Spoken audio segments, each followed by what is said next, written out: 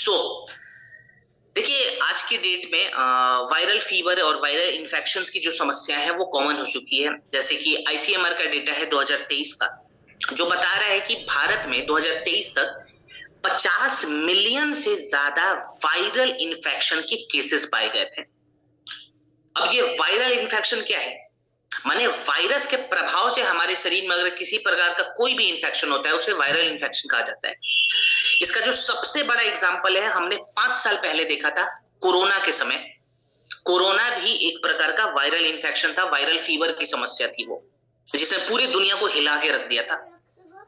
और कोविड के दौरान हमने एक चीज देखी थी कि जिनकी भी इम्यूनिटी कमजोर थी उस वक्त, वो तो या फिर सीधा ऊपर जा रहे थे, माने वो डेथ रेट्स जो है उस वक्त हमने देखा था बढ़ते हुए, या तो वैसे लोग बच नहीं पा रहे थे या तो हॉस्पिटलाइज्ड हो रहे थे।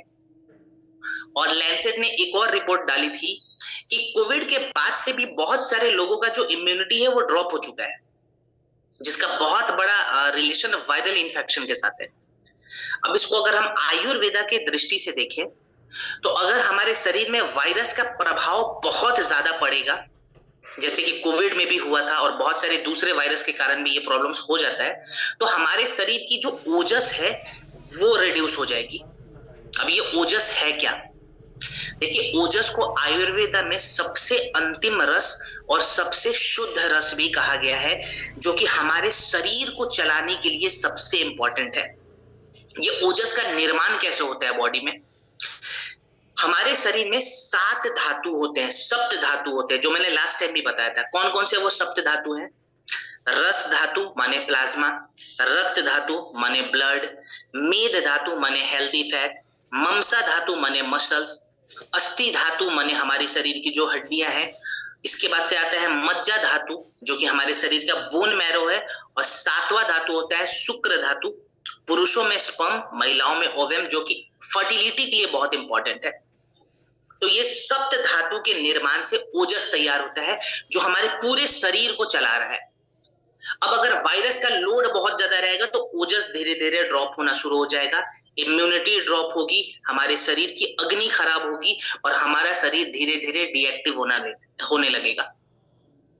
सो यहाँ पे जो हमने वायरल डॉग प्रवाहिक वात बनाया, ये बेसिकली हमारे ओजस को बैलेंस करता है और जो वायरल का लोड है उसे कम करता है। कौन कौन से जड़ी बूटी इसके अंदर है, एक बार नजर हम डालते हैं। तो सबसे पहले हम बात करेंगे गिलोय पे।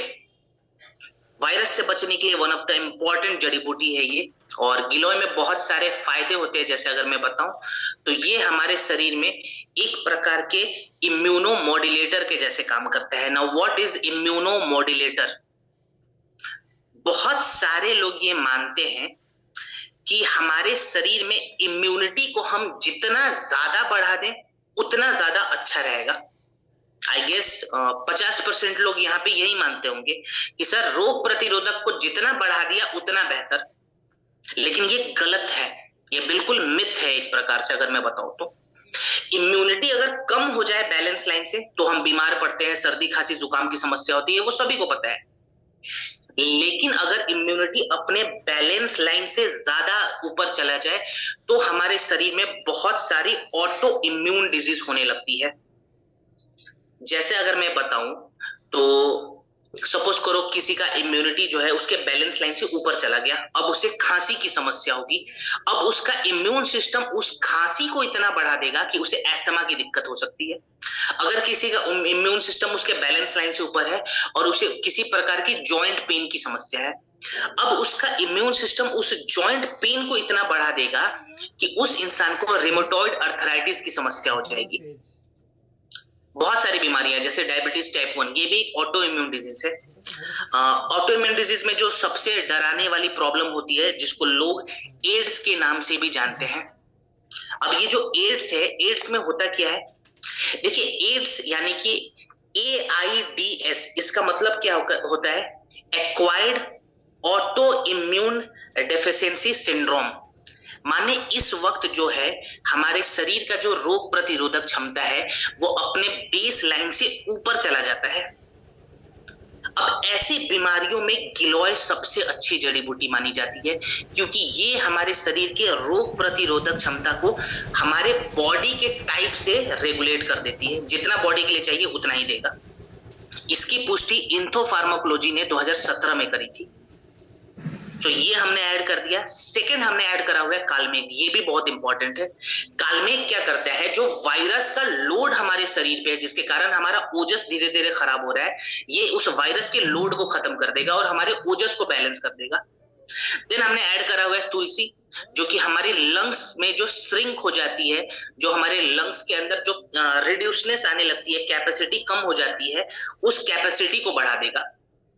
ठीक है। देन हमने ऐड करा हुआ है मुलेठी, जो कि थ्रोट के इन्फ्लेमेशन को कम करता है। देन हमने नीम ऐड करा हुआ है, जो कि हमारे बॉडी में डिटॉक्सिफिकेशन प्रोसेस को बढ़ाता है। इसका डोज कितना रखना है ये भी बहुत इंपॉर्टेंट है।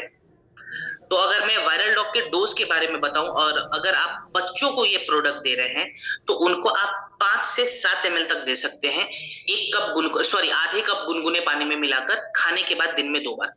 ठीक है, बच्चों के लिए 5 से 7 ml के आसपास। चलो बहुत ज्यादा डोज बढ़ाना है, 10 ml तक कर दिया, उससे ज्यादा नहीं देंगे बच्चों को। अगर हम एडल्ट को ये प्रोडक्ट दे रहे हैं तो 15 से 20 ml तक ले जाएंगे, 1 कप गुनगुने पानी में मिला के खाने के बाद दिन में 2 बार। बच्चों के लिए आधा कप गुनगुना पानी, एडल्ट के लिए 1 कप गुनगुना पानी। ठीक है। और खाने पीने में परहेज क्या क्या रखेंगे, तो इस दौरान आपको दूध नहीं देना है। ठीक है ना, दूध से हमें बचना है, और ठंडा सामान नहीं देना है, और बहुत ज्यादा जो चिपचिपी चीजें होती है, ऑयली जो फूड होता है, वो हमें अवॉइड करना है। पानी की कमी ना हो शरीर में, इस चीज का ध्यान रखें। तो पानी वगैरह पीना है, काढ़ा बनाकर पी सकते हैं, जो आयुष्पाथ पाउडर आता है उससे काढ़ा बना ले। पंच तुलसी अलग से इस्तेमाल कर सकते हैं। इसके साथ इम्यूनिटी का कोई एक प्रोडक्ट और ऐड कर सकते हैं, जैसे जिंक कैप्सूल यहाँ पे अच्छा काम करेगा। कितने समय तक हम प्रोडक्ट दें, तो कम से कम 2 हफ्ते से 2.5 हफ्ते तक लगातार हमें प्रोडक्ट देना है, ताकि जो वायरस इन्फेक्शन के कारण जो कमजोरी हुई है, उस कमजोरी को भी हम खत्म कर दें। क्लियर? चलिए, वायरल डॉग के बाद अब हम बात करेंगे फीवर डॉग पे। फीवर वाले केस में काम आने वाला ये प्रोडक्ट है, और फीवर वाले केस से मेरा मतलब